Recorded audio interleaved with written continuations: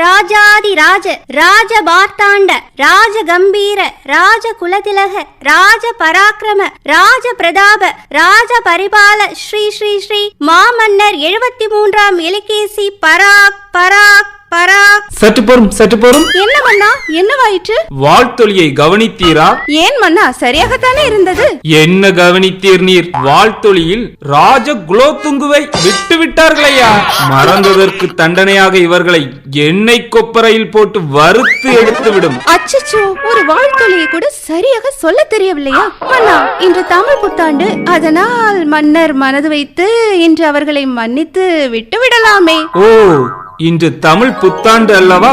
சரி, மன்னிப்போம், மறப்போம். அப்பாடா, மன்னர் சாந்தமாகிவிட்டார். மன்னா, தங்களுக்கும் தமிழ் புத்தாண்டு நல்வாழ்த்துக்கள்.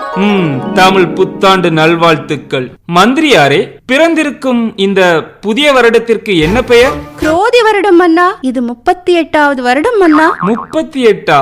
அப்படியெனில் தமிழ் வருடங்கள் மொத்தம் எத்தனை? மன்னா, தமிழ் வருடங்கள் மொத்தம் 60. எங்கே அந்த 60 வருடங்களின் பெயர்களை கூறும், கேட்போம். மன்னா, அவை பிரபவ, விபவ, சுக்ல, பிரமோதூத, பிரசூர்பதி, ஆங்கரீச, ஸ்ரீமுக, பவ, யுவ, தாது, ஈஸ்வர, வெகுதான்ய, பிரமாதி, விக்ரம, விஷு, சித்திரபானு, சுபானு, தாரண, பார்த்திப, விய, சர்வசித்து, சர்வதாரி, விரோதி, விக்ருத, கர, நந்தன, விஜய, ஜெய, மன்மத, துன்முகி, ஹேவிளம்பி, விளம்பி, விகாரி, சார்வரி, பிளவ, சுபகிருது, சோபகிருது, குரோதி, விசுவாசுவ, பிரபாவ, பிளவங்க, கீலக, சௌமிய, சாதாரண, விரோதிகிருது, பரிதாபி, பிரமாதீச, ஆனந்த, ராட்சச, நல, பிங்கள, காலயுக்தி, சித்தார்த்தி, ரௌத்ரி, துன்மதி, துந்துபி. மந்திரியாரே, சற்று நீர் அருந்துங்கள். மீதம் இருக்கும் 4 மாதங்கள் ருத்ரோகாரி, ரக்தாட்சி, குரோதன, அக்ஷய, அப்படித்தானே? ஆஹா, அற்புதம், சரியாக கூறிவிட்டீர்கள்.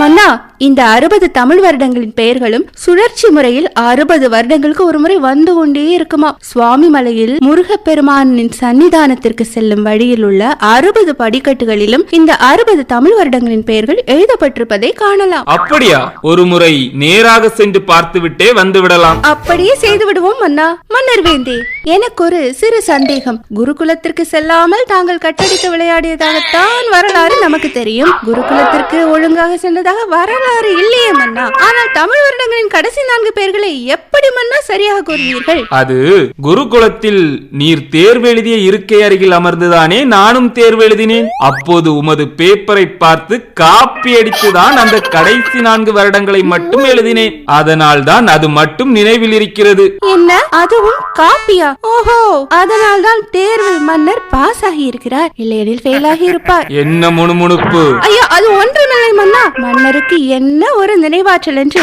தங்களை பற்றி மனதிற்குள் பாராட்டி பேசிக் கொண்டிருந்தேன் மன்னா.